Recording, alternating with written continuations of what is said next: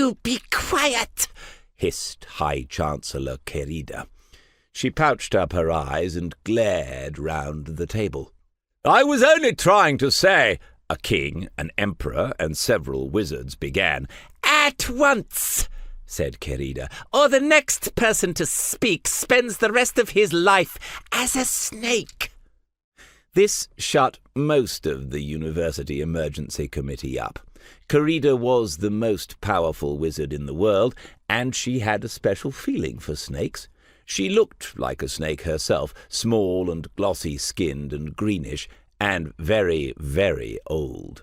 Nobody doubted she meant what she said, but two people went on talking anyway.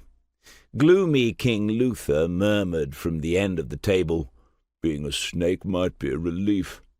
And when Querida's eyes darted round at him, he stared glumly back, daring her to do it. And Wizard Barnabas, who was Vice-Chancellor of University, simply went on talking, "Trying to say, Querida, that you don't understand what it's like. You're a woman. You only have to be the glamorous enchantress. Mr. Chesney won't let women do the Dark Lord." Querida's eyes snapped round at him with no effect at all. Barnabas gave her a cheerful smile and puffed a little. His face seemed designed for good humour. His hair and beard romped round his face in grey curls. He looked into Querida's pouched eyes with his blue, bloodshot ones, and added, "We're all worn out, the lot of us." "Hear, hear," a number of people round the table muttered cautiously. "I know that," Querida snapped.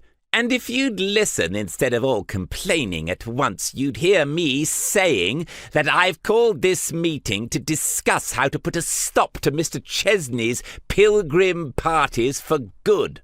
This produced an astonished silence.